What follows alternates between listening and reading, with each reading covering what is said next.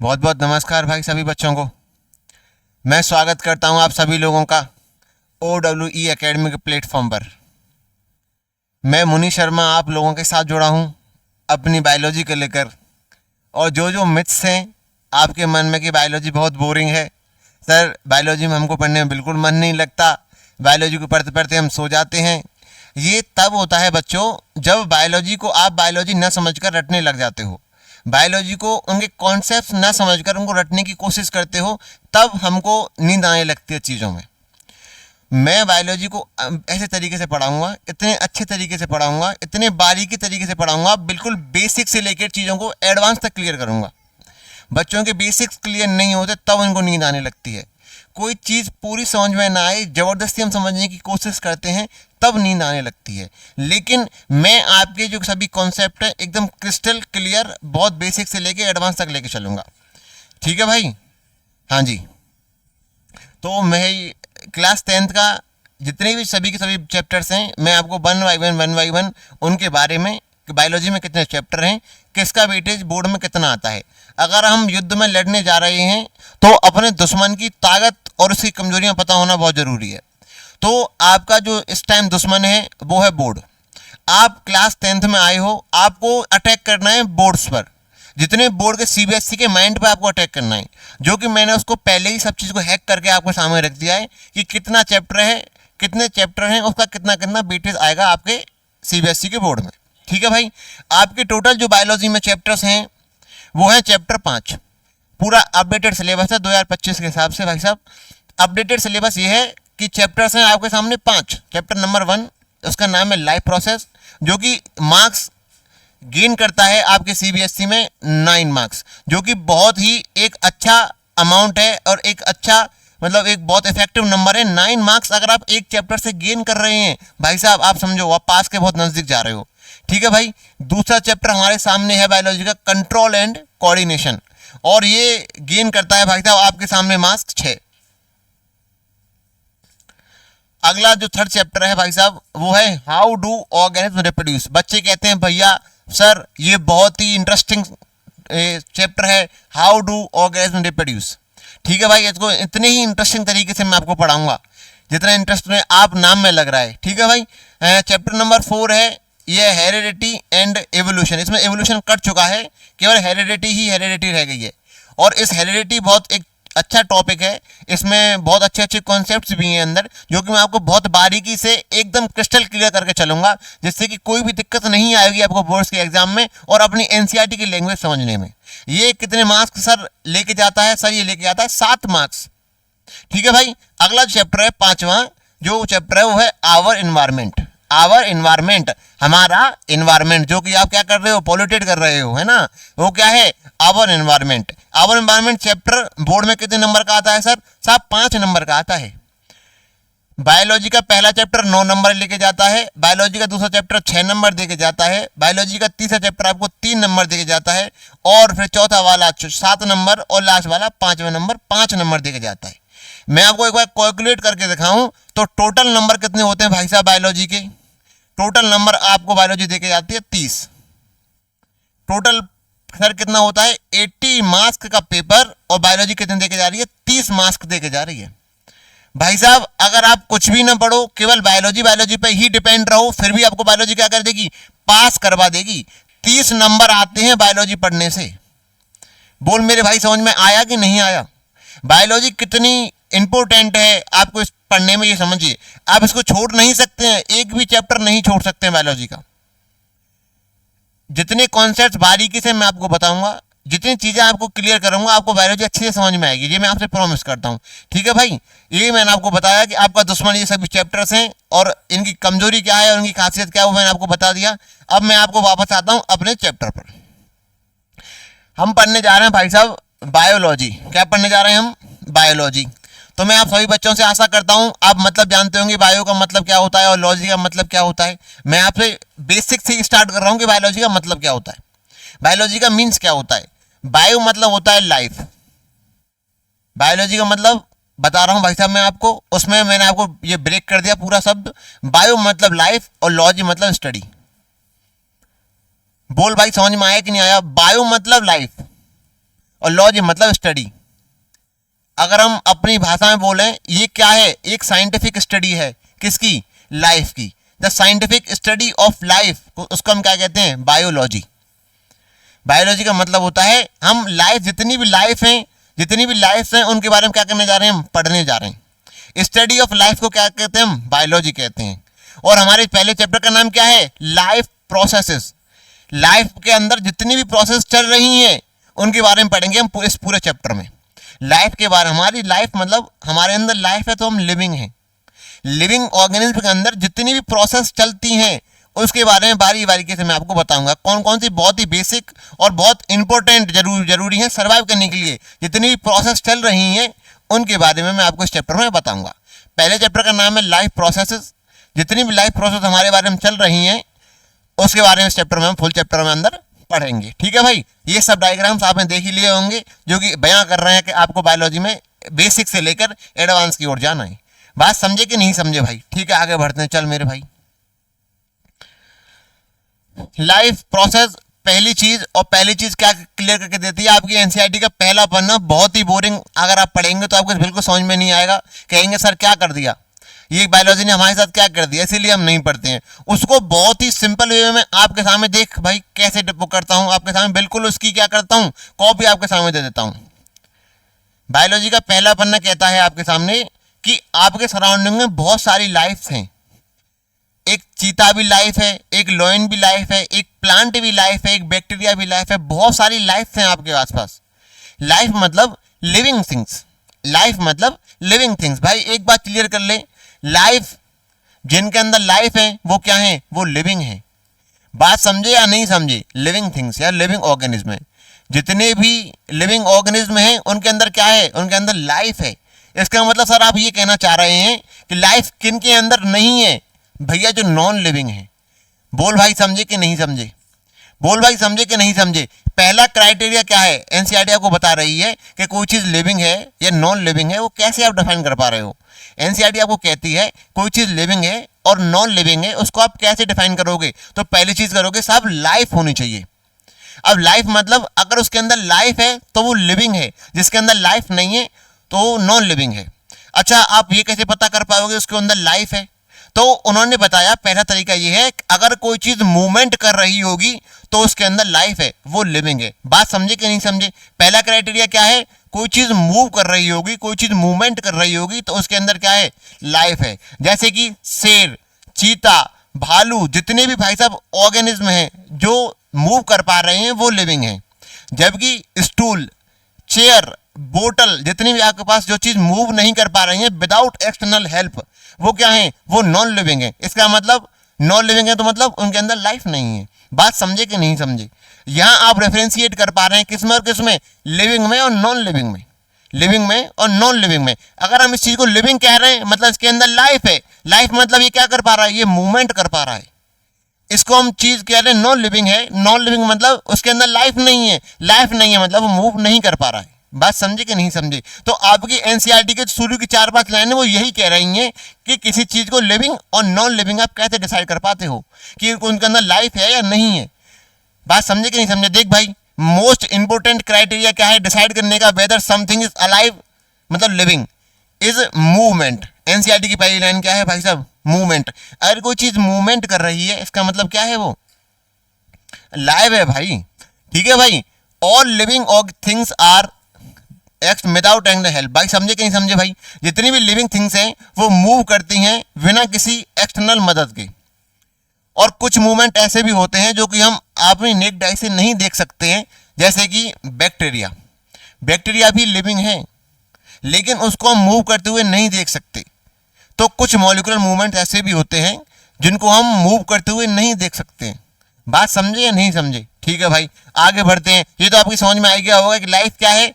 Life जिनके अंदर है वो लिविंग है। अगर लिविंग है तो विदाउट किसी एक्सटर्नल हेल्प के क्या करते हैं, वो आराम से इजीली मूव कर पा रहे हैं। ठीक है भाई, अब आगे बढ़ते हैं। अगर लाइफ है, अगर लिविंग है तो वो लिविंग लगातार कैसे है? मैं आपसे ये पूछ रहा हूं, अगर लिविंग है उसके अंदर लाइफ है तो उस लाइफ को मेंटेन कौन कर रहा है? चीता भाई साहब कितनी साल जी रहा है, कोई भी लॉयन है वो कितने ईयर्स तक सर्वाइव कर पा रहा है, तो कोई ना कोई ऐसी चीज होगी उस लाइफ को लगातार मेंटेन कर रही है। एक मॉस्किटो है, वो कुछ दिन में ही निपट लेता है भाई साहब। एक कोई भी क्या है पेड़ है, कोई 100 ईयर्स तक सर्वाइव कर पा रहा है, कोई 2 महीने कर पा रहा है। तो मतलब ऐसी चीज क्या है उनके अंदर कि वो लाइफ को अपनी लगातार मेंटेन कर रहे हैं। कोई तो भाई साहब बहुत हेल्दी है और कोई पतला दुबला है। तो मतलब ऐसी चीज क्या है जो अपने आप को उसके लाइफ को मेंटेन कर रही है। तो सभी लिविंग ऑर्गेनिज्म के अंदर क्या चल रही हैं, अलग अलग तरह की लाइफ प्रोसेसेस चल रही हैं। वही इस चैप्टर में हम पढ़ने जा रहे हैं। बात समझे कि नहीं समझे भाई साहब, कि सभी की सभी क्या चल रही हैं, प्रोसेस चल रही हैं। किसके अंदर, लिविंग ऑर्गेनिज्म के अंदर।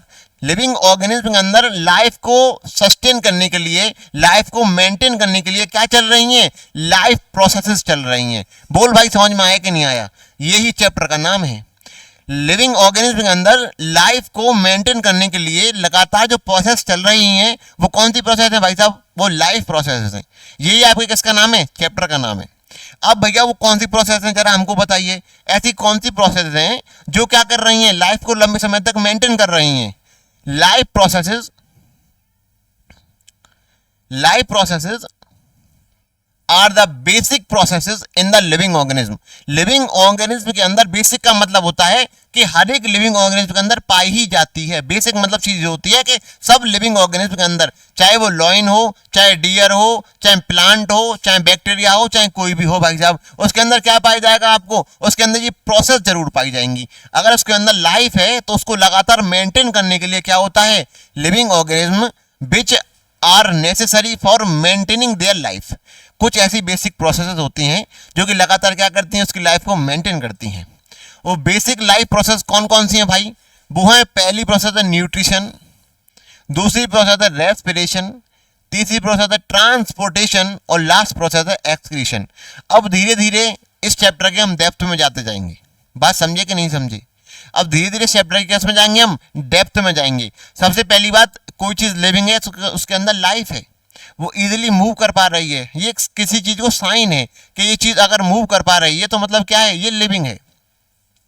क्या सर सोते साइड अगर कोई व्यक्ति सो रहा है, कोई ह्यूमन सो रहा है, क्या सर फिर भी वो मूवमेंट कर रहा है?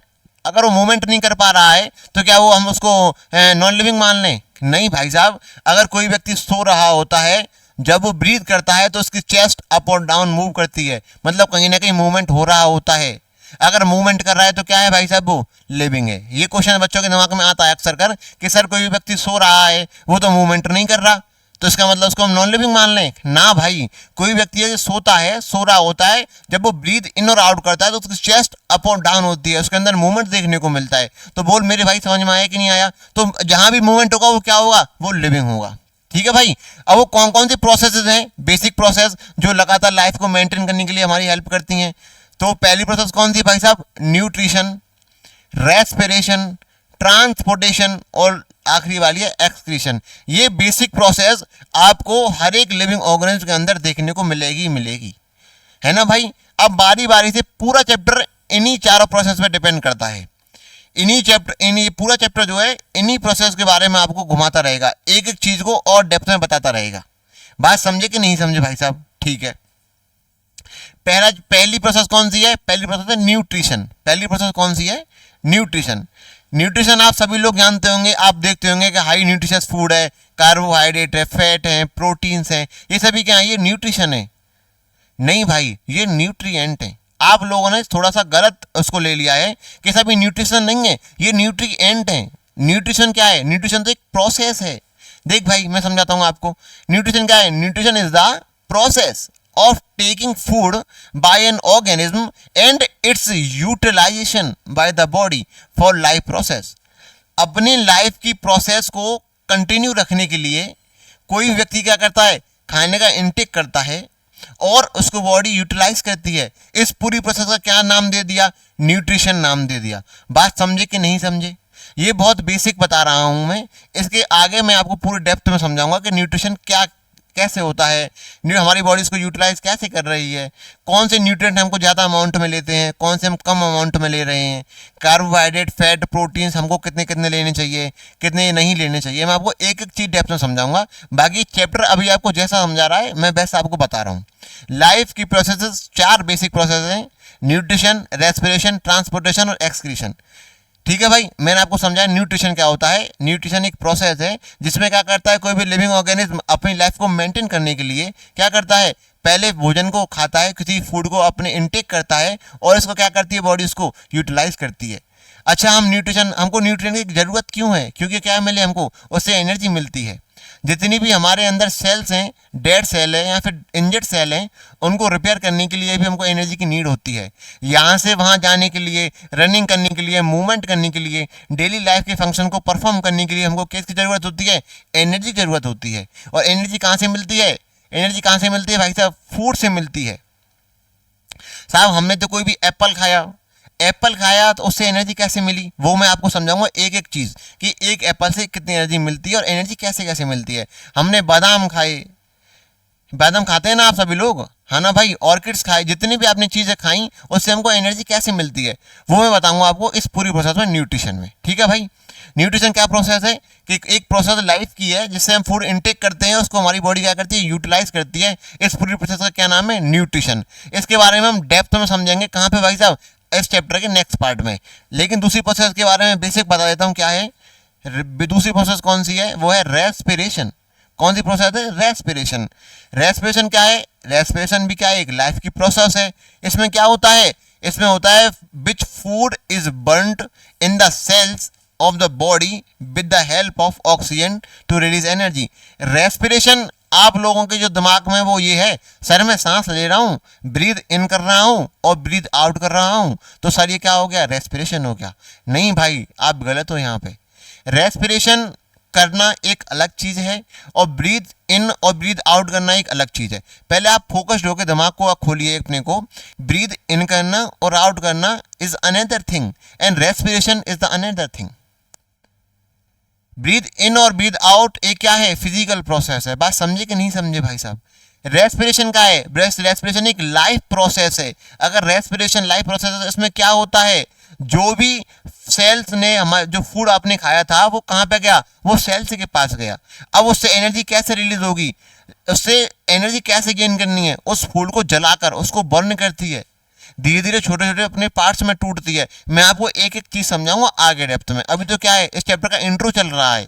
इस चैप्टर का चल रहा है, अब तो इंट्रोडक्शन चल रहा है जिसमें मैं रेस्पिरेशन का इंट्रो कर रहा हूं मैं आपसे। रेस्पिरेशन में क्या होता है? रेस्पिरेशन एक प्रोसेस है जिसमें क्या होता है, food in which food burn. Food क्या होता है? वो बर्न होता है सेल्स के अंदर, उस बॉडी में, इन किसकी प्रेजेंस में? ऑक्सीजन की हेल्प से फूड को बर्न करते हैं और क्या करती है? एनर्जी रिलीज करते हैं। बात समझे कि नहीं समझे? ठीक है भाई, अगली प्रोसेस कौन सी है? ट्रांसपोर्टेशन। अगली प्रोसेस कौन सी है? ट्रांसपोर्टेशन। अच्छा, कोई भी एनर्जी बनी हमारे यहाँ पे, कोई भी एनर्जी हमारी बॉडी में बनी, तो क्या एनर्जी एक जगह पे ही रहेगी? क्या एक ऑर्गन के पास ही रहेगी? ना भाई। अगर खाना स्टोमक तक आया तो क्या केवल स्टोमक को एनर्जी मिलेगी? क्या पूरे बॉडी को एनर्जी चाहिए? पूरी बॉडी को एनर्जी चाहिए। अच्छा, ब्लड केवल हड्डी के पास रहता है या पूरी बॉडी में सर्कुलेट करता है? सब पूरी सर्कुलेट करता है। वाटर क्या केवल माउथ में ही रह जाता है या पूरी बॉडी में सर्कुलेट होता है? भैया पूरी बॉडी में सर्कुलेट होता है। तो इसको सर्कुलेट कौन कर रहा है? इसको ट्रांसपोर्ट कौन कर रहा है हमारी बॉडी में? तो एक सिस्टम बना हुआ है। इस सिस्टम को हम क्या कहते हैं? उस प्रोसेस को हम क्या कहते हैं? ट्रांसपोर्टेशन। ठीक है भाई, ट्रांसपोर्टेशन क्या है? ये भी एक लाइफ की प्रोसेस है। इसके थ्रू क्या होता है? By which food, oxygen, water and based product, जितने भी बेस्ड प्रोडक्ट हैं ये क्या करते हैं? Are carried from one part of the body to the another part. एक बॉडी पार्ट से दूसरे बॉडी पार्ट तक पहुंचते हैं। बात समझे कि नहीं समझे? एक बॉडी पार्ट से फूड, वाटर, कोई भी एनर्जी और कोई भी वेस्ट प्रोडक्ट एक बॉडी पार्ट से दूसरे पार्ट तक जाता है। इस प्रोसेस का क्या नाम है? ट्रांसपोर्टेशन। अगर वाटर माउथ की माउथ में ही रह गया, हमारी बॉडी को नीड है कि नहीं पानी की? भाई बहुत नीड है। अगर पानी अंदर नीचे तक नहीं गया तो दिक्कत हो जाएगी। तो अगर ट्रांसपोर्टेशन हमारी बॉडी में नहीं होगा तो क्या लाइफ हमारी कंटिन्यू रहेगी? बिल्कुल नहीं रहेगी। अगर हमने खाना खाया, खाना डाइजेस्ट हो गया, स्टोमक में ही रह गया, तो क्या हमको एनर्जी मिलेगी? नहीं मिलेगी, क्योंकि जिन सेल्स तक जाना चाहिए वो सेल्स उसको क्या करेंगी? बर्न करेंगी ऑक्सीजन की प्रेजेंस में। तो उससे एनर्जी ही जब तब रिलीज होगी। अगर एनर्जी ही नहीं मिलेगी तो हमारी लाइफ कैसे कटेगी? लाइफ आगे कैसे चलेगी? बात समझे कि नहीं समझे? तो रेस्पिरेशन होना भी बहुत जरूरी है। हमने खाना ही नहीं खाया, फूड का इंटेक ही नहीं किया, तो क्या हमको एनर्जी मिल जाएगी? नहीं मिलेगी। इसका मतलब न्यूट्रिशन भी बहुत जरूरी है, फूड का इंटेक करना भी बहुत जरूरी है। तो न्यूट्रिशन भी जरूरी है कि नहीं है, रेस्पिरेशन भी जरूरी है कि नहीं है, और ट्रांसपोर्टेशन भी जरूरी है कि नहीं है? हाँ भाई है। इनके बिना हमारी लाइफ मेंटेन होगी कि नहीं होगी? साहब बिल्कुल भी नहीं होगी। हमारी मेंटेन लाइफ नहीं होगी, आगे लाइफ कंटिन्यू नहीं होगी, हम सर्वाइव ही नहीं कर पाएंगे अगर ये प्रोसेस हमारे अंदर नहीं होंगी। अच्छा, आपने खाना खा लिया, खाना खा लिया, आपकी बॉडी ने उसको यूज़ कर लिया, अब उसका कोई वेस्ट मटेरियल तो रहा होगा, वेस्ट तो रहा होगा आपकी बॉडी में। अगर वो वेस्ट आपके अंदर ही रहे तो क्या आप सर्वाइव कर पाओगे? अरे भाई, सर्वाइव कर पाओगे या नहीं कर पाओगे? बिल्कुल भी नहीं कर पाएंगे। उस वेस्ट का बाहर आना भी तो जरूरी है कि नहीं है? उस वेस्ट मटेरियल का हमारी बॉडी से इजेक्ट आउट होना भी बहुत जरूरी है। और जो इजेक्ट आउट हो रहा है जिस प्रोसेस से, उसको हम क्या कहते हैं? एक्सक्रीशन कहते हैं। क्या कहते हैं भाई साहब? एक्सक्रीशन कहते हैं। तो एक्सक्रीशन क्या है? Is a process by which waste product are removed from the body. Excretion क्या है? एक वह प्रोसेस है जिससे क्या होता है, भाई साहब, जिससे कि जितना ही वेस्ट प्रोडक्ट है, जितना ही वेस्ट मटेरियल हमारी बॉडी के अंदर है, उस क्या करते हैं, उसको हम रिमूव करते हैं अपनी बॉडी से, हम उसको बॉडी से आउट करते हैं। इस प्रोसेस का क्या नाम है? एक्सक्रीशन। अगर इन सभी प्रोसेस में से अगर कोई भी एक प्रोसेस नहीं होती है तो हमारी लाइफ आगे कंटिन्यू नहीं होगी। ये बेसिक है, ये बहुत इंपॉर्टेंट प्रोसेस हैं। इनका कंटिन्यू होना हमारी लाइफ के लिए बहुत जरूरी है, हमारे लिविंग रहने के लिए बहुत जरूरी है। बात समझे कि नहीं समझे? मैं आशा करता हूं आप लोग बहुत अच्छी तरह इन चीजों को समझ गए होंगे। ये पूरा का पूरा चैप्टर इन्हीं प्रोसेस पर डिपेंड करता है। ठीक है भाई, ये आपके इस चैप्टर का बहुत बेसिक इंट्रो था। लाइफ प्रोसेस कितनी होती हैं? 4 लाइफ प्रोसेस हैं। पहली न्यूट्रिशन, दूसरी रेस्पिरेशन, तीसरी ट्रांसपोर्टेशन, चौथी एक्सक्रीशन। मैंने आपको थोड़ा थोड़ा समझाया कि न्यूट्रिशन किसको कहते हैं। अपने सराउंडिंग से जितना भी फूड है उसको हमने इनटेक किया और उसको हमारी बॉडी यूटिलाइज करेगी। इस प्रोसेस का क्या नाम है? न्यूट्रिशन। हमने जो फूड को इनटेक किया, फूड में हमने जैसे कि आपने क्या क्या खाया होगा, आपने भाई साहब क्या क्या खाया होगा? मैं आशा करता हूं कि आपने एक एप्पल खा लिया, है ना? आपने एप्पल खा लिया, आपने बनाना खा लिया, है ना? आपने कोई फूड खा लिया। और बहुत से बच्चों की बहुत पसंद मोमो खा लिया, आपने मोमोज खा लिए। वहीं पैरी पैरी, है ना, बर्गर, ये बहुत लोगों की बहुत पसंद है। आजकल ट्रेंडिंग में चल रहा है ये फास्ट फूड, जो कि बहुत जंक फूड है, आपकी बॉडी को जंग लगा देता है ना? ये डाइट अच्छी तरह नहीं होता हमारी बॉडी में। तो आपने खा लिया। अब मैं अपने बॉडी बिल्डर लोगों की बात करता हूँ। बादाम खा लिए भाई साहब आपने, कच्चे बादाम नहीं भाई साहब, बादाम, है ना? और वहीं आपने क्या क्या खा लिए, और भी बहुत सारी न्यूट्रिशियस चीज़ें जो कि आपकी बॉडी को बहुत प्रोटीन प्रोवाइड करती हैं। आपने बहुत सारी प्रोटीन्स, दाल खा ली, दाल, पल्सेस। तो इन सब से आपने जो ये खाया, ये फूड है। ये क्या है? ये फूड है। ये न्यूट्रिशन नहीं है, ये न्यूट्रिएंट्स हैं। जो आप खाते हो वो क्या है? वो न्यूट्रिएंट्स हैं। ये क्या है? न्यूट्रिएंट्स हैं। बात समझे कि नहीं समझे? आपने वाटर लिया इनटेक, वाटर को जो इनटेक करते हो आप, वाटर है। तो ये क्या है? ये न्यूट्रिएंट्स हैं। आप इनको इनटेक करते हो और इनटेक करके हमारी बॉडी इनको यूटिलाइज कर रही है। ये पूरी प्रोसेस क्या है? ये न्यूट्रिशन है। बात समझे कि नहीं समझे? दोनों में अंतर है, please try to understand. Nutrients और न्यूट्रिशन दोनों में अंतर है। Nutrients those we are eating from our surrounding. बादाम, पेरी पेरी, बर्गर, ये मोमोज, फूड, बनाना, एप्पल, जितनी भी क्या है, ये सभी न्यूट्रिएंट्स हैं जिनको हम ईट कर रहे हैं। इनके अंदर कार्बोहाइड्रेट, फैट, प्रोटीन इनके अंदर हैं। ये क्या है? ये क्या है? न्यूट्रिएंट्स हैं। ये न्यूट्रिशन नहीं है। प्लीज यहाँ थोड़ा सा आपको समझना होगा। ठीक है भाई, अब आगे बढ़ते हैं। मैं स्टार्ट करता हूं। आपको पहली प्रोसेस जो आपकी बॉडी में दी हुई है, आपकी जो लाइफ प्रोसेस में चल रही है, आपके अंदर चल रही है, वो है न्यूट्रिशन। मैं आपको समझा चुका हूं कि न्यूट्रिशन क्या है। न्यूट्रिशन एक बहुत ही बेसिक प्रोसेस है हमारी लाइफ की, जिसमें क्या करते हैं? Taking food by an organism and its utilization by the body. अच्छा, हम खाना क्यों खा रहे हैं? हम खाना सर इसलिए खा रहे हैं क्योंकि हमारी बॉडी बन जाए, हम बॉडी बिल्डर हो जाए, है ना भाई? बॉडी बिल्डर हो जाए इसलिए हम खाना खा रहे हैं कि नहीं खा रहे हैं? हाँ साहब। उसके अलावा हमारी बॉडी ग्रोथ करता है। जितना अच्छा हम खाना खाते हैं उतनी अच्छी हमारी बॉडी ग्रो करती है। हमारे जितने भी इंजर्ड सेल्स हैं, जो पूरे दिन काम करके थक गए हैं, उनको दोबारा रीजनरेट करने के लिए, उनको रिपेयर करने के लिए भी तो हमको फूड की ज़रूरत होती है। उससे हमको क्या मिलती है? एनर्जी मिलती है। तो हम फूड से क्या मिलती है? हमको एनर्जी मिलती है। बात समझे कि नहीं समझे? इसलिए खाना खाना बहुत ज़रूरी है। ठीक है भाई। और हम क्या करते हैं? फूड को इनटेक करते हैं किसी ऑर्गेनिज्म द्वारा and its utilization by the body to bullet the body, ठीक है, for growth the body, for to repair the damage parts of the body and for energy. तो ये न्यूट्रिशन और नीड ऑफ न्यूट्रिशन मैंने आपको दोनों बता दिया। न्यूट्रिशन क्या है, कोई भी खाना हमने बाहर से खाया उसको बॉडी हमारी यूटिलाइज कर रही है। इसकी ज़रूरत क्यों है, क्योंकि ग्रोथ करने के लिए हमारी बॉडी की इंजर्ड टिश्यूज़ हैं, डैमेज सेल हैं, उनको रिपेयर करने के लिए, और क्या है भाई साहब, एनर्जी लेने के लिए। बात समझे कि नहीं समझे? इसलिए हमको नीड ऑफ क्या है, क्या नीड है, न्यूट्रिशन की नीड है, इसलिए हमको खाना खाने की नीड है। अब जो चीज़ हम खा रहे हैं उसमें भी दो तरीके के न्यूट्रिएंट्स होते हैं, एक माइक्रो न्यूट्रिएंट्स और एक मैक्रो न्यूट्रिएंट्स। जो हम हायर अमाउंट में इनटेक करते हैं बाहर से वो होते हैं मैक्रो न्यूट्रिएंट्स, जिनको हम कम अमाउंट में इनटेक करते हैं सराउंडिंग से वो होते हैं माइक्रो न्यूट्रिएंट्स। मैक्रो और माइक्रो न्यूट्रिएंट्स आपकी एनसीईआरटी में तो नहीं गिवन है, लेकिन फिर भी मैंने बस बता दिया आपको, ठीक है भाई। मैक्रो न्यूट्रिएंट्स, दो nutrients which are we are taking in a huge amount, उसको हम ज़्यादा अमाउंट में इनटेक करते हैं वो होते हैं मैक्रो न्यूट्रिएंट्स, जैसे कि कार्बोहाइड्रेट, प्रोटीन और फैट। जिनको हम कम अमाउंट में क्या करते हैं, इनटेक करते हैं, वो होते हैं माइक्रो न्यूट्रिएंट्स, जैसे कि वाटर और विटामिन्स। बात समझे कि नहीं समझे भाई साहब? जितने भी ये क्या हैं, न्यूट्रिएंट्स हैं, मैक्रो न्यूट्रिएंट और माइक्रो न्यूट्रिएंट। मैं आपको लिख के दिखा दूं एक बार, ठीक है भाई। न्यूट्रिशन तो हमने क्या खाया, फूड खाया, फूड में क्या होते हैं, न्यूट्रिएंट्स होते हैं, ठीक है भाई, ये न्यूट्रिएंट्स होते हैं। न्यूट्रिएंट्स दो तरीके से हैं, एक तो मैक्रो न्यूट्रिएंट और एक माइक्रो न्यूट्रिएंट। एक मैक्रोन्यूट्रिएंट और एक माइक्रोन्यूट्रिएंट। इनको हम किस में भाई साहब, इसको हम ज़्यादा अमाउंट में ले रहे हैं, है ना भाई, इनके बल्क अमाउंट में, इनको हम क्या लार्ज अमाउंट में ले रहे हैं। बात समझे कि नहीं समझे? हम इनटेक क्या कर रहे हैं, इनका कर रहे हैं हम लार्ज अमाउंट में इनटेक कर रहे हैं। इनका क्या कर रहे हैं हम, इनका हम स्मॉल अमाउंट में इनटेक कर रहे हैं, इनका हम स्मॉल अमाउंट में इनटेक कर रहे हैं, ठीक है भाई। ज़्यादा अमाउंट में क्या क्या खाते हैं हम, कार्बोहाइड्रेट, फैट और प्रोटीन, ये हम ज़्यादा अमाउंट में खाते हैं। तो ये कार्बोहाइड्रेट, फैट और protein are the macronutrient and the vitamins, minerals और वाटर आर द माइक्रोन्यूट्रिएंट। इनको हम कम अमाउंट में, क्या आप 4 ग्लास पानी पीते हो? नहीं साहब, हम 4 ग्लास पानी नहीं पीते, लेकिन 4 ब्रेड्स, 4 रोटी जरूर खाते हैं।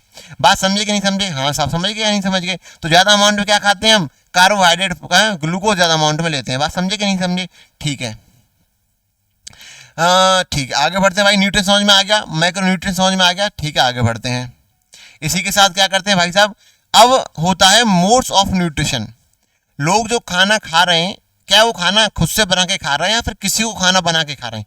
ये बात समझ में, ये दो तीन तरीके के हमारे जो अर्थ पर है, अर्थ पर क्या है, ट्रेंड चल रहा है न्यूट्रिशन का। बात समझे कि नहीं समझे? कि कोई अपना खाना खुद से बना के खा रहा है या फिर खाना किसी को बना के खा रहा है, ये डिपेंड करता है, ठीक है भाई। उसी के बिहाफ पे हमारी एनसीईआरटी ने दो चीज़ को डिवाइड किया है। मैं आपको एनसीईआरटी के थ्रू ही लेके जा रहा हूँ। पहले मैंने आपको लाइफ की प्रोसेस समझाई, लाइफ क्या होती है और लाइफ प्रोसेसेस क्या होती हैं। 4 तरह की हैं, न्यूट्रिशन, रेस्पिरेशन, ट्रांसपोर्टेशन और एक्सक्रीशन। मैंने आपको चारों के बारे में थोड़ा थोड़ा इंट्रोडक्शन कराया कि रेस्पिरेशन क्या होता है, ट्रांसपोर्टेशन क्या होता है, एक्सक्रीशन क्या होता है और न्यूट्रिशन क्या होता है। चारों के बारे में हल्का हल्का बताया। फिर मैंने आपको स्टार्ट किया, पहली प्रोसेस हमारी बॉडी की बहुत ही इंपॉर्टेंट प्रोसेस है न्यूट्रिशन, जिसमें हम क्या करते हैं, फूड को इंटेक करते हैं और हमारी इसकी बॉडी क्या करेगी, यूटिलाइज करेगी। हम अपना जो अमाउंट में, अब मैंने उसको क्लैरिफाई किया या डिस्टिंग्विश किया, किसके बेस पे, अमाउंट के बेस पे, कि कितना अमाउंट हम लार्ज अमाउंट में ले रहे हैं और कितना हम स्मॉल अमाउंट में ले रहे हैं। जिनको हम लार्ज अमाउंट में ले रहे हैं उनको कहते हैं मैक्रो न्यूट्रिएंट्स, जिनको हम स्मॉल अमाउंट में ले रहे हैं उनको कहते हैं माइक्रो न्यूट्रिएंट्स। जो मैक्रो न्यूट्रिएंट है, जिनको हम ज़्यादा अमाउंट में ले रहे हैं भाई साहब, वो क्या क्या हैं, वो हैं आपके कौन कौन, कार्बोहाइड्रेट, फैट और प्रोटीन्स। जिनको हम कम अमाउंट में ले रहे हैं वो भाई साहब कौन कौन है, विटामिन, मिनरल्स और वाटर। इनको हम कम अमाउंट में लेते हैं, इनको कहते हैं माइक्रो न्यूट्रिएंट्स, ठीक है भाई। अब मैं आपको बता रहा हूं कि अब जो आपकी एनसीईआरटी कह रही है वो कह रही है मोड्स ऑफ न्यूट्रिशन, मतलब कितने हम किस तरीके से न्यूट्रिएंट को ले रहे हैं, उसको हम जो न्यूट्रिशन बना रहे हैं, जो हम खाना खुद से बना रहे हैं या फिर किसी को खाना बना के खा रहे हैं, ये डिपेंड करता है हमारी अर्थ पे। कोई तो अब खाना अपने बना के खाता है या फिर कोई खाना किसी को बना लेता है ना, अर्थ पे ट्रेंड चल रहा है। तो मैं उन्हीं को बताता हूँ आपको कौन कौन इस अर्थ पे अपने आप खाना बना के खा रहा है या फिर कौन किसी को अपना खाना बना रहा है। बात समझे कि नहीं समझी? ठीक है, दोनों बात अलग अलग हैं। तो इसी को कहते हैं मोड ऑफ न्यूट्रिशन। आपकी एनसीईआरटी कहती है मोड ऑफ न्यूट्रिशन। मोड मतलब कि कौन अपना खाना खुद से बना रहा है और कौन अपना खाना खुद से नहीं बना रहा है। इसके बिहाफ पे उन्होंने क्या कर दिया है, डिस्टिंग्विश कर दिया है। तो हमारे जो मेन है, there are the two main modes of nutrition. पहला होता है दे आर ऑटोट्रॉफिक न्यूट्रिशन और दूसरा वाला हेटेरोट्रॉफिक न्यूट्रिशन। पहला कौन सा भाई? ऑटोट्रॉफिक न्यूट्रिशन, और दूसरा कौन सा है? Heterotrophic nutrition. कौन खुद से खाना बना रहा है पहली बात, और कौन खुद से खाना नहीं बना रहा है, ये दो। इसके बिहाफ पे क्या किया है, इसको डिवाइड कर दिया गया है। और ये मुख्य कितने तरीके में? दो तरीके में। जो खाना खुद से बना रहे हैं उनको कहते हैं हम ऑटोट्रॉफिक न्यूट्रिशन, और जो खाना खुद से नहीं बना रहे हैं उनको कहते हैं हम हेटेरोट्रॉफिक न्यूट्रिशन। बात समझे कि नहीं समझे भाई साहब? ठीक है, यहाँ पे आ जाते हैं। ऑटोट्रॉफिक न्यूट्रिशन क्या होता है? Autotrophic nutrition is the nutrition in which organism prepare their own food, यानी खाना क्या करता है? खुद से बनाता है। बात समझे कि नहीं समझे? ऑटोट्रॉफिक न्यूट्रिशन जिन ऑर्गेनिज्म के अंदर होता है वो ऑर्गेनिज्म अपना खाना खुद से बनाते हैं। बात समझे कि नहीं समझे? जिनके अंदर ऑटोट्रॉफिक न्यूट्रिशन देखने को मिलता है बच्चों, वो क्या करते हैं? वो अपना खाना खुद से बनाते हैं। Autotrophic nutrition is the nutrition in which organism prepare their own food from simple. अब बनाते कहां से हैं? अच्छा, वो अपना खाना खुद से बना रहे हैं, तो कैसे बना रहे हैं? From simple inorganic substances, from simple inorganic substances जैसे कि कार्बन डाइऑक्साइड, वाटर, किसकी प्रेजेंस में? In the presence of sunlight और क्लोरोफिल की प्रेजेंस में। ये बहुत सिंपल और बहुत पुराना टॉपिक है, आपने पढ़ा भी होगा। हेटेरोट्रॉफिक न्यूट्रिएंट कौन से होते हैं, हेटेरोट्रॉफिक ऑर्गेनिज्म कौन से होते हैं, ऑटोट्रॉफिक ऑर्गेनिज्म कौन से होते हैं, सभी आपने पढ़े होंगे। ये बहुत पुराने टॉपिक्स हैं, है ना। बस मैं आपको बेसिक बता रहा हूँ, ये बेसिक चीज़ें कैसी हैं। मैं अब स्पेशली यहाँ पे बताऊंगा कि फोटोसिंथेसिस हो कैसे रही है। जो ऑटोट्रॉफिक न्यूट्रिशन में खाना बन रहा है सिंपल इनऑर्गेनिक सब्सटेंसेस से, वो खाना बनता कैसे है, बनता किस जगह पे है, मेन तो मैं आपको ये पढ़ाऊंगा। आपने क्लास 9th में पढ़ा होगा कि फोटोसिंथेसिस प्रोसेस कोई चीज है, लेकिन मैं आपको यहाँ पे बताऊंगा कि फोटोसिंथेसिस हो कहाँ पे रही है। आपने ये तो क्लास 9th में जरूर पढ़ा होगा कि प्लांट की लीफ में होती है फोटोसिंथेसिस, स्टेम में भी होती है, जो पार्ट ग्रीन है वहां पे फोटोसिंथेसिस होती है। लेकिन आपने ये नहीं पढ़ा होगा फोटोसिंथेसिस हो कैसे रही है, फोटोसिंथेसिस से खाना कैसे बन रहा है, वो मैं आपको यहां बताऊंगा। ये आपने बहुत बेसिक पढ़ा होगा कि कार्बन डाइऑक्साइड होती है, लो साहब कार्बन डाइऑक्साइड आ गई, लो ये CO2 आ गई प्लांट की लीफ पे, इसने CO2 को ले लिया, यहाँ पे सनलाइट आ रही है ना, यहीं पे क्लोरोफिल होती है, यहीं पे क्लोरोफिल होती है, लो साहब ये खाना बन गया। और इसने साथ में क्या कर दी? ऑक्सीजन रिलीज कर दी। ये तो आपकी रही पुरानी बात, लेकिन मैं यहाँ पे आपको बताऊंगा कि CO2 आई तो कितने अमाउंट में आई। CO2 तो एक है, लेकिन ये क्या बना रहा है? ये ग्लूकोज बना रहा है। ग्लूकोज का फॉर्मूला होता है C6H12O6। ग्लूकोज का फॉर्मूला होता है ये। यहाँ पे तो एक कार्बन है, और जब इसने खाना बनाया तो 6 कार्बन का बन गया। भाई ऐसे कैसे बन गया? तो मैं आपको इस प्रोसेस को पूरी एक एक चीज बिल्कुल बेसिक से लेकर एडवांस तक यहाँ पे समझाऊंगा। आपने ये तो क्लास 9 में पढ़ लिया होगा कि कोई फोटोसिंथेसिस प्रोसेस होती है जिससे कि क्या करते हैं? खाना खुद से बनाते हैं पेड़, है ना भाई। लेकिन खाना बनता कैसे है? कार्बन डाइऑक्साइड से ग्लूकोज कैसे बन गया? सनलाइट के आने से खाना कैसे बन गया? एक एक चीज समझाऊंगा मैं आपको इस चैप्टर में। बात समझे कि नहीं समझे भाई? ऑटोट्रॉफिक न्यूट्रिशन किसको कहते हैं हम? जो खाना खुद से बनाते हैं, किससे? बहुत सिंपल इनऑर्गेनिक सब्सटेंसेस से। वो कौन से हैं? कार्बन डाइऑक्साइड, वाटर और सनलाइट की प्रेजेंस में, और क्लोरोफिल भी वहां पे होता है, जिससे क्या करते हो? अपना खाना बना लेते हैं, है ना भाई साहब। क्या करना? बना लेते हैं, अपना खाना बना लेते हैं। वो कौन कौन है जो खाना खुद बना रहा है धरती पर? इस अर्थ पर अपना खाना अपना खुद से कौन बना रहा है? All green plants and some bacteria. कुछ बैक्टीरिया और सभी के सभी ग्रीन प्लांट्स, जितने भी अर्थ पर प्रेजेंट है सभी के सभी ग्रीन प्लांट्स और कुछ बैक्टीरिया अपना खाना खुद से बनाते हैं। खुद से मतलब वहां पे कौन कौन प्रेजेंट होगा साहब? कार्बन डाइऑक्साइड, वाटर, क्लोरोफिल, और क्या रह गया भाई साहब आपका? सनलाइट रह गई। Carbon dioxide, water, sunlight, carbon dioxide, sunlight, water और क्लोरोफिल, इन सब की प्रेजेंस होनी चाहिए और ग्रीन प्लांट्स के अंदर होनी चाहिए। होती है भाई साहब। वो क्या करते हैं? अपना खाना खुद से बनाते हैं। बात समझे कि नहीं समझे? ठीक है भाई, इस प्रोसेस को मैं आपको डेप्थ में समझाऊंगा। यहां तक आपने क्लास 9th में पढ़ा होगा, लेकिन जैसे इसमें फर्दर न्यूट्रिशन में मूव करेंगे, ये खाना कैसे बन रहा है, खाना और कैसे बनता है, इस पत्ती के अंदर कौन बैठा है जो खाना बना रहा है। कार्बन एक है, कार्बन ग्लूकोज में 6 होते हैं, तो एक कार्बन से 6 कार्बन कैसे बन गए? लाइट के आने से यहाँ खाना कैसे बन गया, ये चीज मैं आपको एकदम बारीकी से समझाऊंगा, जो कि आपकी एनसीईआरटी में बहुत टिपिकल वे में दी हुई है। मैं उसको बहुत सिंपल और एकदम एक्सीलेंट तरीके से आपको समझाऊंगा, ठीक है भाई। उसके अलावा हमारे जो धरती पे हमारी अर्थ पर दूसरा मोड है न्यूट्रिशन का, वो कौन सा है, वो है हेट्रोट्रॉफिक न्यूट्रिशन। पहला होता है ऑटोट्रॉफिक, जो कि अपना खाना खुद से बनाते हैं। इस अर्थ पर खुद से खाना कौन बना रहा है, सभी के सभी कौन, ऑल ग्रीन प्लांट और कुछ बैक्टीरिया। बात समझे कि नहीं समझे, सभी के सभी कौन, ग्रीन प्लांट और कुछ बैक्टीरिया अपना खाना खुद से बना रहे हैं। लेकिन जो अपना खाना खुद से नहीं बना रहे हैं उनको हम क्या कहते हैं, हेट्रोट्रॉफिक न्यूट्रिशन। कहां से, हेट्रोट्रॉफिक न्यूट्रिशन, ठीक है भाई। हेट्रोट्रॉफिक न्यूट्रिशन क्या है, is a nutrition in which organism get their food directly और इनडायरेक्टली फ्रॉम द प्लांट। बात समझे कि नहीं समझे, जो प्लांट अपना खाता खुद बना रहे हैं वो तो हो गए ऑटोट्रॉफिक, लेकिन इन प्लांट्स को जो खाना बना रहा है वो कौन है, वो है ऑटोट्रॉफिक नहीं हेट्रोट्रॉफिक। जो ऑटोट्रॉफिक को अपना खाना बना ले उसको हम क्या कहते हैं, हेट्रोट्रॉफिक। और इस तरह के न्यूट्रिशन को हम क्या कहते हैं, हेट्रोट्रॉफिक न्यूट्रिशन। जो अपना खाना प्लांट्स को बना ले या फिर जो प्लांट को खा रहे हैं उसको बना ले, इसको हम क्या कहते हैं, हेट्रोट्रॉफिक न्यूट्रिशन। इस प्लांट को कौन खाएगा भाई साहब, इस प्लांट को कौन खा लो भाई साहब, मान के चलो डियर ने खा लिया। अब डियर को कौन खा जाएगा भाई, ये लॉयन खा जाएगा। मतलब डायरेक्टली या तो आप प्लांट को खा लो या फिर प्लांट को खाने वाले को खा लो। इस तरह के न्यूट्रिशन को हम क्या कहते हैं, इस तरह के न्यूट्रिशन को हम क्या कहते हैं, हेट्रोट्रॉफिक न्यूट्रिशन।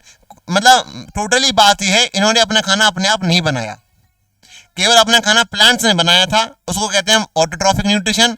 और जो अपना खाना खुद नहीं बनाते हैं, प्लांट्स को खाना बना लें या फिर प्लांट्स को खा लें या फिर प्लांट्स को खाने वाले को खा लें, उनको हम कहते हैं हेट्रोट्रॉफिक न्यूट्रिशन।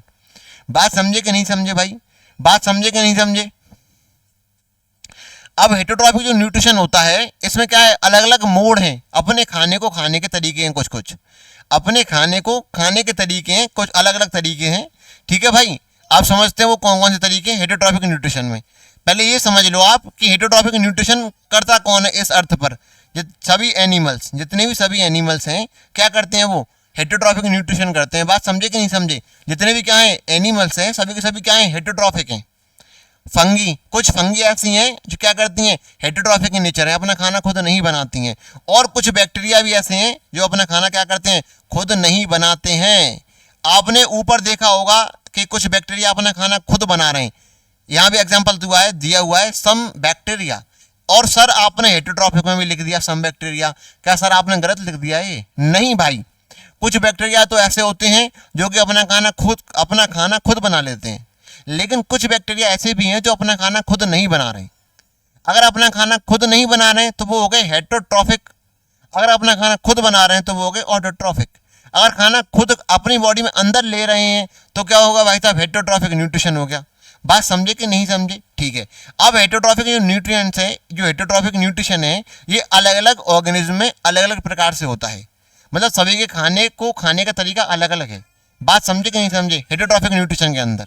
अब हम आगे चलते हैं, ठीक है। जो हेट्रोट्रॉफिक न्यूट्रिशन है उसके भी टाइप्स हैं, मतलब जो अपना खाना खुद नहीं बना रहे हैं, खा रहे हैं, उनके खाने के तरीके अलग अलग हैं, उनके खाने के तरीके अलग अलग हैं। कोई तो खाने को बाहर ही तोड़ देता है, कोई मुंह के अंदर तोड़ता है, उसको बाहर ही एब्जॉर्ब कर लेता है। ये कुछ वेज अलग अलग हैं जो कि अर्थवैध देखे गए हैं और आपकी एनसीईआरटी में बहुत सिंपल तरीके से आपके सामने खोल दिए गए हैं, ठीक है भाई। अब मैं आपको बताता हूँ, देखो भाई क्या करते हैं, types of heterotrophic nutrition. There are three main types of heterotrophic nutrition. They are saprophytic, parasitic and holozoic nutrition. ये क्या सर, बायोलॉजी में आपके ये टर्म्स बहुत एक तो कठिन आते हैं, यही समझ में नहीं आते भाई। टर्म्स का ही मीनिंग होता है, ये समझ ले। अगर टर्म समझ में आ गए तो बस उसकी मीनिंग आराम से सबके समझ में आ जाएगी। बायोलॉजी में टर्मिनोलॉजी का बहुत गेम है। अगर आपके टर्म समझ में आ रहे हैं, आपकी चीज़ें क्लियरिफाई हो रही हैं टर्म से ही, तो आपको रटने की जरूरत नहीं है। तो मैं आपसे रिक्वेस्ट करता हूं आप टर्म को समझने की कोशिश करो, ठीक है भाई। जो हेट्रोट्रॉफिक न्यूट्रिशन है वो तीन तरीके का है। वो कौन से तरीके हैं भाई साहब, पहला है सैप्रोफाइटिक और दूसरा है पैरासिटिक और लास्ट है होलोजोइक न्यूट्रिशन। सैप्रोफाइटिक, पैरासिटिक और होलोजोइक न्यूट्रिशन। अब मैं बारी बारी से आपको तीनों के बारे में परिचित कराता हूं कि तीनों हैं क्या क्या है, ठीक है भाई। जो पहला है सैप्रोफाइटिक न्यूट्रिशन, मैं आपको पहला बताता हूं सैप्रोफाइटिक न्यूट्रिशन में क्या होता है। सैप्रोफाइटिक का मतलब क्या होता है, saprophytic nutrition is the nutrition जिसके अंदर क्या होता है, in which organism get their food from dead and decaying organism, जो अपने डेड को और डिके ऑर्गेनिज्म को अपना खाना बनाते हैं, उनको हम क्या कहते हैं, सैप्रोफाइटिक ऑर्गेनिज्म, जो कि अपना खाना किससे प्राप्त करते हैं, किसी मरे हुए से, या वो जो डिके जो सड़ रहा हो उससे अपना खाना जो ले लेते हैं उनको क्या कहते हैं हम, सैप्रोफाइटिक ऑर्गेनिज्म। और इस तरह के न्यूट्रिशन को हम क्या कहेंगे, सैप्रोफाइटिक न्यूट्रिशन। बात समझे कि नहीं समझे, ऐसे ऑर्गेनिज्म जो अपना खाना कहाँ से, डेड और डिकेइंग ऑर्गेनिज्म से लेते हैं, इस तरह के न्यूट्रिशन को क्या कहते हैं, सैप्रोफाइटिक न्यूट्रिशन कहते हैं। बात समझे कि नहीं समझे भाई साहब, ठीक है। इनकी खासियत देख लो भाई साहब, इनकी खासियत ये है, ये जब भी अपना खाना लेते हैं, जब भी अपना खाना अपने अंदर लेते हैं, इनकी बहुत खासियत है, ये बाहर ही तोड़ तोड़ के, बिल्कुल जब तक उसका चूरा ना बन जाए, जब तक बिल्कुल गल सड़ा ना जाए, तब तक उसको अपने अंदर नहीं लेते हैं। वो पूरा का पूरा ब्रेक डाउन कहाँ कर लेते हैं, बाहर ही कर देते हैं। लो भाई, इनकी ये खासियत और है, एक अपना खाना कहाँ से लेते हैं, डेड से और डिके से, लेकिन लेंगे तब तक नहीं, उसको एब्जॉर्ब कब तक नहीं करेंगे, तब तक वो पूरी तरह ना टूट जाएगा। तो भाई साहब, they break down the food material outside their body, अपनी बॉडी के अंदर नहीं तोड़ते। हम क्या होता है, एक बाइट लिया और मुंह के अंदर उसको हम क्या करते हैं, बाइट को चबाते कि नहीं चबाते, मतलब उसको छोटे छोटे पार्ट्स में तोड़ते हैं कि नहीं तोड़ते, तोड़ते हैं। लेकिन ये इतना कष्ट नहीं करते हैं, ये तो क्या करते हैं, बाहर ही तोड़ देते हैं अपने आउटसाइड द बॉडी। बात समझे कि नहीं समझे भाई साहब, ये बाहर ही तोड़ देते हैं। They break down the food material outside their body and then absorb, फिर उसको क्या करते हैं, एब्जॉर्ब करते हैं। बात समझे कि नहीं समझे, ठीक है भाई। ऐसा कौन करता है अर्थ पे, ऐसा करता है मशरूम, ब्रेड मोल्ड और ईस्ट और कुछ बैक्टीरिया। ये कुछ बैक्टीरिया पता नहीं क्यों पीछा नहीं छोड़ रहे हैं, हर एक में आ रहे हैं some bacteria some bacteria some bacteria, ठीक है भाई। इनकी मैं यहाँ पे खासियत लिख देता हूँ। सैप्रोफाइटिक जो ऑर्गेनिज्म होते हैं, ये क्या करते हैं, अपना खाना अपना फूड कहाँ से इनटेक करते हैं, ये फूड इनटेक कहाँ से करते हैं भाई साहब अपना, ये फूड इनटेक करते हैं डेड और डिकेइंग ऑर्गेनिज्म से, डेड एंड डिकेइंग ऑर्गेनिज्म मतलब जो सड़ रहा हो एकदम। कहां से भाई साहब, डेड और डिके ऑर्गेनिज्म से अपने फूड को लेते हैं। बात समझे कि नहीं समझे, समझ गए भाई साहब, डेड और डिकेइंग से लेते हैं। दूसरी खासियत क्या है, खाने को कब तक एब्जॉर्ब नहीं करते, जब तक वह पूरी तरह नहीं टूट जाता। क्या खाने को अंदर लेके तोड़ते हैं या बाहर ही तोड़ देते हैं, सब ये बाहर ही तोड़ देते हैं। दे ब्रेक डाउन क्या करते हैं, फूड को फुली ब्रेक डाउन कर देते हैं, ब्रेक डाउन कर देते हैं। कहां पे, आउटसाइड दी बॉडी। बोल भाई, चीज कंसाइज हुई कि नहीं हुई, आउटसाइड दी बॉडी। ये एग्जांपल याद कर लियो भाई, इस बार तेरे बोर्ड में देखने को मिला है और मे भी आगे मिल सकता है। भाई देख क्या है, पहला है मशरूम, दूसरा ब्रेड मोल्ड, तीसरा ईस्ट और कुछ बैक्टीरिया ऐसा करते हैं हमारी अर्थ पर। पहली बात तो अपना खाना खुद नहीं बना रहे तो हेटेरोट्रॉफिक हो गए। बात समझे कि नहीं समझे, हेटेरोट्रॉफिक न्यूट्रिशन में आ गए। लेकिन अपना खाना खुद ना बनाने के अलावा ये खाना किसको बना रहे हैं, डेड और डिकेइंग को बना रहे हैं। बात समझे कि नहीं समझे भाई साहब, डेड और किसको, डिकेइंग को बना रहे हैं। भाई तेरी समझ में आ रहा है कि नहीं आ रहा है, बोल भाई तेरी समझ में आ रहा है कि नहीं आ रहा है। डेड और डिकेइंग को अपना खाना बना रहे हैं, ये कौन से हो गए, सैप्रोफाइटिक हो गए। और ये कब तक खाने को एब्जॉर्ब नहीं करते हैं, तब तक वो पूरी तरह बाहर टूट ना जाए, उसको तब तक फुली तोड़ देते हैं, ब्रेक डाउन कर लेते हैं, तब उसको अपने अंदर लेते हैं, है ना भाई। इसका एग्जाम्पल क्या है, मशरूम और ब्रेड मोल्ड, ईस्ट और कुछ बैक्टीरिया ऐसे हैं। बात समझे कि नहीं समझे, ठीक है भाई। हाँ भाई, देन एब्जॉर्ब करते हैं।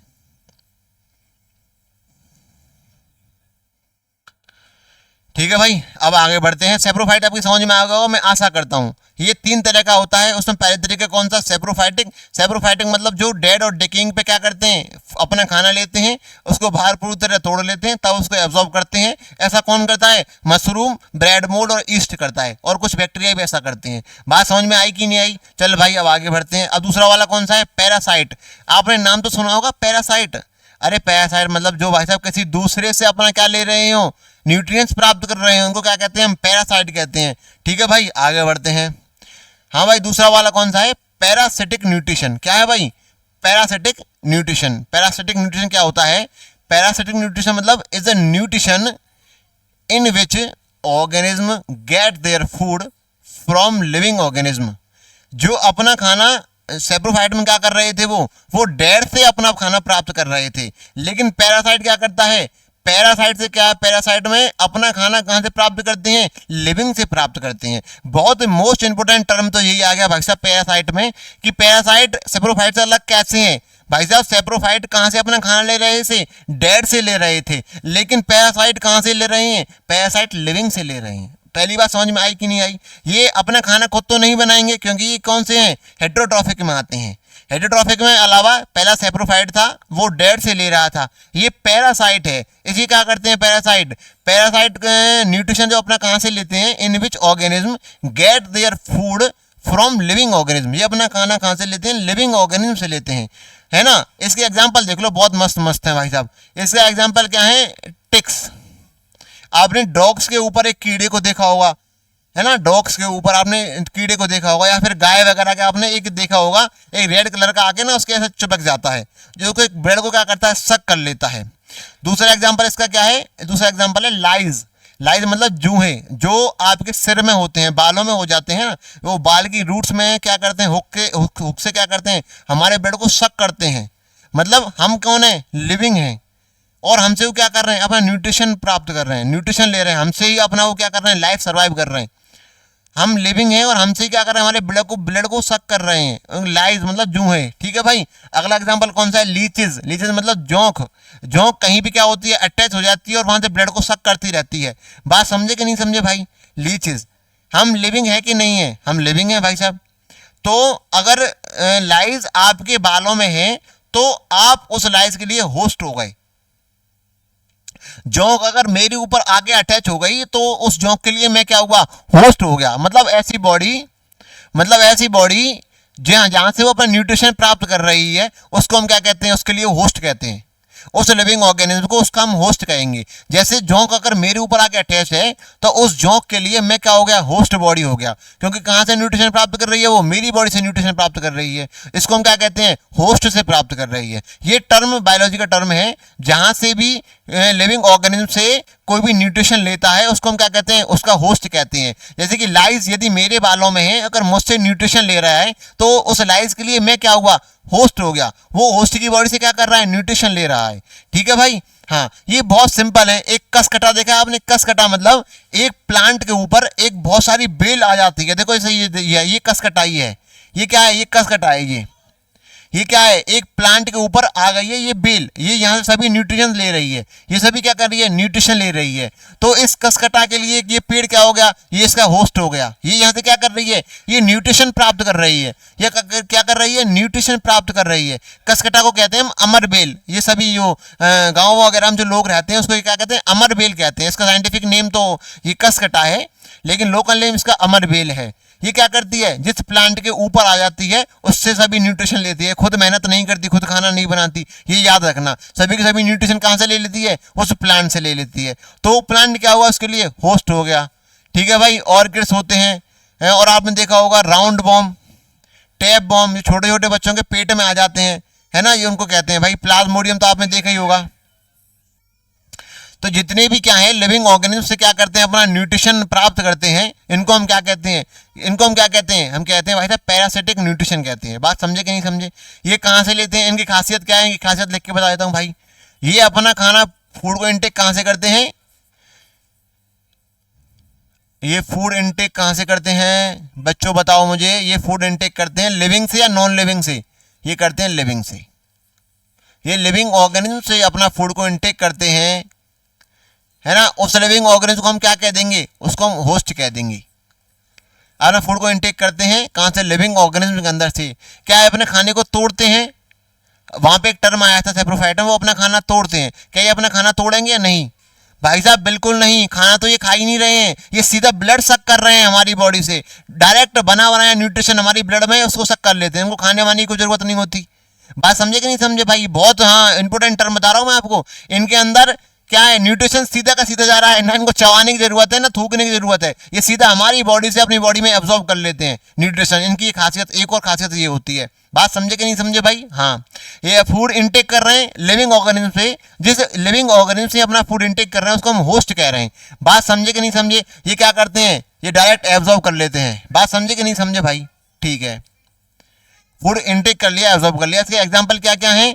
हाँ, उसको ये मारते नहीं है। अगर लाइज मेरे ऊपर है तो कितना भी एब्जॉर्ब कर ले वो मुझे मारेगा नहीं। जोंक मेरे ऊपर आके अटैच हो जाए, लीचेस अगर मेरे आके ऊपर आके अटैच हो जाए तो मैं मरूंगा थोड़ी ना, वो मुझे मारेंगे ही नहीं, केवल मुझसे न्यूट्रिएंट्स को सक करती रहेंगी। बात समझे कि नहीं समझे भाई? ठीक है, ये इनकी खासियत होती है। पैरासाइट जो न्यूट्रिशन होता है, एक तरह का न्यूट्रिशन होता है जो कि अपनी होस्ट से न्यूट्रिशन को लेता रहता है। होस्ट किसको कहेंगे? कोई भी लिविंग ऑर्गेनिज्म से लेता रहता है अपने न्यूट्रिशन को, उसको मारेगा नहीं लेकिन उससे न्यूट्रिशन लेता रहेगा। बात समझे कि नहीं समझे? इसके एग्जाम्पल क्या है? Ticks, lice, roundworm, tapeworm, plasmodium, orchids, cuscuta, ये सभी इसके क्या है? एग्जाम्पल है जो कि आपकी एनसीईआरटी में गिवन है। बहुत ही सिंपल वे मैंने आपको बता दिया भाई। पैरासाइट जो न्यूट्रिशन होता है वो कैसा न्यूट्रिशन होता है? जो कि अपना खाना किसी होस्ट से लेता है, किसी लिविंग ऑर्गेनिज्म से लेता है, उसको विदाउट किलिंग, उसको बिना मारे। बात समझे कि नहीं समझे? ये डायरेक्ट खाने को एब्जॉर्ब करते हैं क्योंकि न्यूट्रिशन से न्यूट्रिशन ले रहे हैं, तो इसके अंदर कोई भी खाने या पचाने की जरूरत नहीं है। लास्ट तरह का कौन सा है भाई? होलोजोइक न्यूट्रिशन, जो कि हमारे अंदर देखने को मिलता है। होलोजोइक न्यूट्रिशन क्या होता है? Holozoic nutrition is a nutrition in which जो ऑर्गेनिज्म है take food directly and then digest and then absorb. ये किसके अंदर देखने को मिलता है? एग्जाम्पल में सभी के सभी अमीबा, पैरामीशियम, बर्ड्स, फिशेज और ह्यूमंस। ऐसे हमने क्या किया, कोई भी ब्रेड या एक रोटी ली, रोटी को हमने क्या किया? माउथ में लिया कि नहीं लिया? माउथ में लिया, फिर उसको क्या किया? ब्रेक किया, अपने माउथ के अंदर लेके ब्रेक किया। ये ध्यान रखना भाई, ब्रेक किया, देन उसको क्या किया? डाइजेस्ट किया, देन उसको क्या किया? हमने एब्जॉर्ब किया। बात समझे कि नहीं समझे? इस तरह के हम ऑर्गेनिज्म जो होते हैं उनको कहते हैं होलोजोइक न्यूट्रिशन। इनसे न्यूट्रिशन क्या होता है? Holozoic nutrition is a nutrition in which organism take food, इन्होंने फूड को ट्रेक किया, फूड इन्होंने टेक किया, माउथ के अंदर फूड डायरेक्टली लिया अपने मुंह के अंदर, देन उसको क्या किया? डाइजेस्ट किया। ब्रेक करते हैं, हमारे मुंह के अंदर चबाते हैं तीत से, फिर उसको क्या करते हैं? फिर उसको डाइजेस्ट करते हैं हमारे स्टोमक में, फिर क्या करते हैं? देन एब्जॉर्ब करते हैं। बात समझे कि नहीं समझे? उसका एग्जाम्पल कौन है? जैसे कि अमीबा, पैरामीशियम, बर्ड्स, फिशेज और ह्यूमंस। जैसे अमीबा क्या करता है भाई? ये अमीबा आपने देखा ही होगा, है ना? ये इसको फूड है, ये इसका क्या है? फूड है। तो ये क्या बनाता है? एक फूड वैक्यूल बनाता है। आपने देखा होगा भाई साहब, आपने देखा होगा फूड को पहले ये क्या करता है? पूरी को एनग्लफ कर लेता है, अपने फूड को क्या कर लेता है? अपने अंदर ले लेता है। अगली साइकिल में क्या करेगा? एक ऐसा बना लेगा और फूड कहाँ पे आ गया? अंदर आ जाता है। बात समझे कि समझे? उसको क्या कर देगा? डाइजेस्ट कर लेगा, फिर इसको क्या कर देगा? बाहर निकाल देगा वेस्ट मटेरियल को। ये अमीबा करता है। आपने क्लास 9th में ये पढ़ा होगा, मैं आशा करता हूँ भाई। ये बहुत सिंपल तरीका है, पूरे के पूरे फूड को अपने अंदर ले लेता है, उसको डाइजेस्ट करता है, फिर उसको क्या करता है? बाहर करा देता है। एंडोसाइटोसिस और एक्सोसाइटोसिस, मैं आपको बता दूं इस प्रोसेस का नाम है एंडोसाइटोसिस, और बाहर निकालने के प्रोसेस का नाम है एक्सोसाइटोसिस। अगर आपने नहीं पढ़ा होगा तो मैं आपको बताऊंगा बहुत आराम से, बहुत सिंपल तरीके से आगे बताऊंगा अभी, है ना भाई? ठीक है, होलोजोइक न्यूट्रिशन हो गया, बहुत सिंपल इस तरह की न्यूट्रिशन है इस चैप्टर में। फिलहाल मैं आपसे विदा लेता हूं अभी, और मैं फिर आगे कंटिन्यू करूंगा भाई अगली वीडियो में। आप सभी के साथ के लिए बहुत बहुत धन्यवाद।